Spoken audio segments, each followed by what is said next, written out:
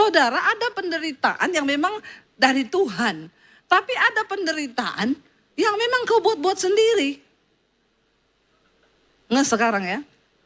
Jadi saudara, penderitaanmu itu karena apa? Karena menderita sendiri atau karena Tuhan? Dikatakan jemaat ini saudara, mereka sabar dan menderita loh. Tapi ini oleh karena nama Tuhan mereka menderita, jelas. Ya bukan karena kayak dia itu, uang ada ditaruh di saham, dia makan tempe tiap hari. Kesian kan? Menderita. Ini dikatakan mereka menderita karena nama Tuhan Yesus dan engkau tidak mengenal lelah. Wow, ini jemaat. Tetapi pada akhirnya firman Tuhan bilang, namun demikian aku mencela engkau.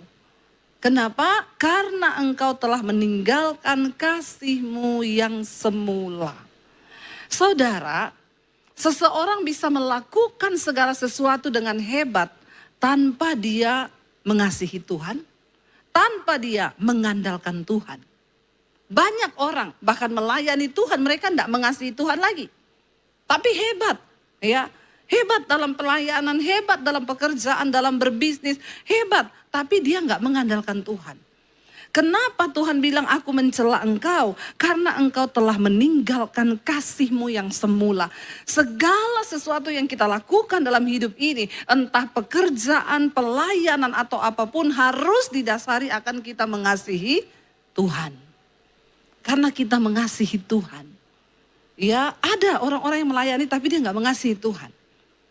Bagaimana si orang itu bisa jatuh dari kasih yang semula? Saudara, di dalam proses pertobatan di hidup kita itu ada tahap-tahapan. Ketika seseorang bertobat, itu ada yang namanya cinta mula-mula kepada Tuhan. Kasih yang mula-mula kepada Tuhan. Nah, ada 3 tahapan di dalam kasih yang mula-mula itu. Ketika orang bertobat menerima Yesus, yang pertama itu adalah tahap proses ya, dia itu dibenarkan. Waktu orang ketemu Tuhan, dia berjumpa Yesus, ini kita berdosa nih. Ya, lalu kita dibenarkan oleh Tuhan. Itu bukan karena hasil usaha kita, itu adalah pemberian Tuhan. Ya, jadi saya ini waktu dipanggil Tuhan bukan saya baik loh. Saya ini penuh dosa, saya mau bunuh diri. Tapi Tuhan benarkan saya karena kasih karunia. Makanya saya itu gak terlalu peduli kalau saya misalnya berteman dengan seseorang. Lalu ada yang bilang, ih ibu berteman sama dia ya. Ibu gak tahu itu dia itu dulu seperti apa. Saya bilang itu kan dulu. Itu masa lalunya. Saya pun punya masa lalu. Tapi kan sekarang dia gak seperti itu. Sekarang kan dia sudah berubah. Ya mungkin Tuhan sudah lupa dosanya tapi kau masih ingat-ingat. Ya kau yang harus bertobat, amin.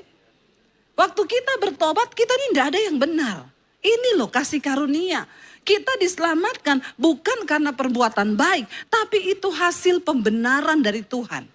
Semua kita termasuk saya. Orang saya waktu di jamaah Tuhan saya mau bunuh diri, penuh dosa, hidup saya hancur.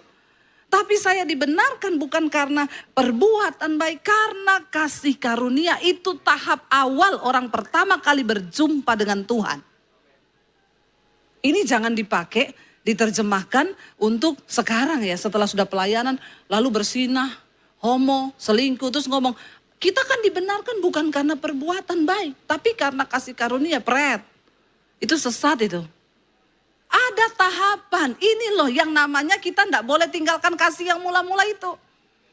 Ya pertama kali kita bertobat kita dibenarkan sama Tuhan. Nggak peduli sehitam apapun dosamu. Dikatakan sejauh langit dari bumi Tuhan buang. Ya seperti timur dari barat.